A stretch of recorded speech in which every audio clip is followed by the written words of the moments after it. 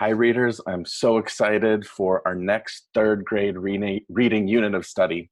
It's called Learning Through Reading Countries Around the World. And year after year, third graders really enjoy studying different countries. And I want to show you a thing that a researcher does when he or she is getting ready for a research project. And there are a few steps that researchers take when they're researching. And here they are.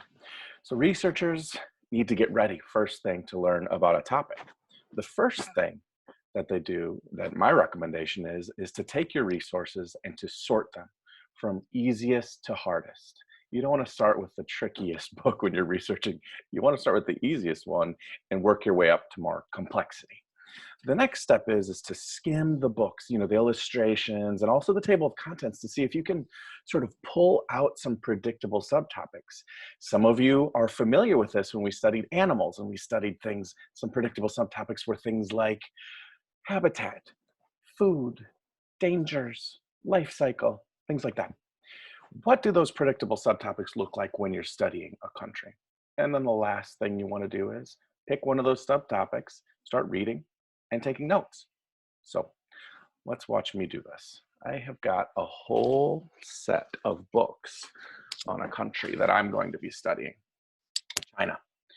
And what I want to do first is sort these books from easiest to hardest. And sometimes what I do is I just sort of flip through and I take a look at the words and I take a look at, how much information seems to be. This one seems to be kind of medium, and I look at how long the book is, right? Those are all things. I'm going to put this maybe in the medium pile. This book, Ancient China. Okay, that looks like it's medium, but maybe a little bit easier. Then we have this one, China, Everything You Ever Wanted to Know. Whoa, it's a big table of contents. Lots of facts and information here. I might put this in the medium to hard pile. China. Oh yeah, look how tiny some of this writing is. And there's lots of information here as well in this table of contents. So it's probably going in the harder pile. Let's say spotlight on China. Lots of photographs and illustration. This one looks pretty, less text. This one looks a little bit easier, on the easier end. Same with this one. Looks like this is maybe on the easier end. And I've already read one of these True books, and I've already put this kind of in a medium pile. So I'm going to kind of put that one in medium. And I've already looked at one of these DK books. Is this the one with tiny writing? Yeah, I'm going to put that one in the harder pile. Probably the hardest because it's about ancient China history. Okay, so I've sorted my books. I have done that. That is step one. The next step is I want to skim my books and look at the tables of contents for predictable subtopics, right? So let me see here. Well, this is one of my easier ones. So let me look at this table of contents and see what's available here. China today, history, life, okay, festivals. Oh, that's kind of like holidays. All right, let's see what this next book has. So I can get some, I'm looking for patterns here is what I'm looking for. Okay, China's land. There seems to be a lot about geography, right, in these books.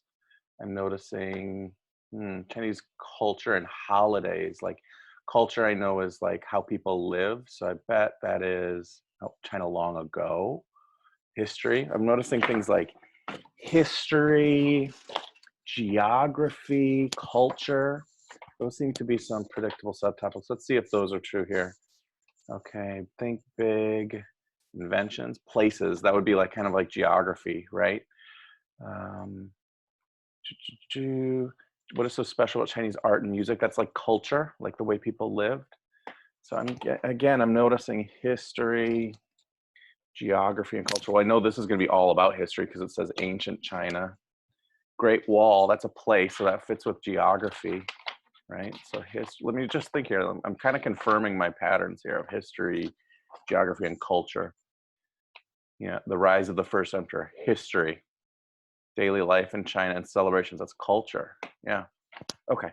I think I've got enough information to sort of realize some of the big subtopics that readers study. And they seem to be, when we're studying a country, that you could study history as a subtopic, geography, like important places, maps, where things are, and culture. Culture is all the different ways that people might live in a country, for instance. So art, music, holidays, food, school. You could probably think of others as well. So now my next step is to choose a subtopic and go to my easiest book and maybe start reading and note taking. So I could start with maybe holidays. Maybe that's what I start with. And there's a couple of ways I could do this because we're working virtually, right? One way I could do this is I could take notes old school style. I might say I'm studying China and my first subtopic is going to be holidays, right? And I might start taking notes here. I could also, of course, take notes digitally. And to do that, I would want to open a page on Google Docs from Google Classroom. So let's try out, see what that might look like. All right. I'm going to open up a Google Doc, new folder. No, I need a new document. Okay, here we go. So I'm going to title this document, Mike's Reading Notebook. And I'm studying China. And my first subtopic is going to be holidays. And I can start taking notes right here. Maybe I take bulleted notes, things of that nature. So readers, let me just go over the steps for getting ready to start a research project. They're these. First, you want to sort your resources from easiest to hardest. Then you want to skim the books and the tables of contents to look for predictable subtopics. I kind of found ours already, so you could probably see if yours fit mine too, or if there's other subtopics that you could find. Then you want to choose one of those subtopics and start reading and note taking. Today and every day, you can do this whenever you're researching. You're going to be researching for years and years as a student. In your Google Classroom folders, I have listed, what groups you're in, what country you're already studying. So take some time to look at the articles, the links that I've shared with you, the videos from YouTube that I've also shared with you, and see if you can also sort those resources that I've helped cultivate. And you could find others too, right, online with your family. And see if you can sort those from easiest to hardest. See if you can find those predictable subtopics. Do they match mine? Can you add any?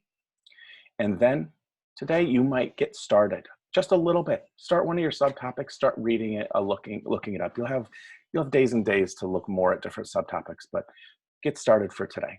If you have any questions, I can check in with you later online. Have fun and enjoy.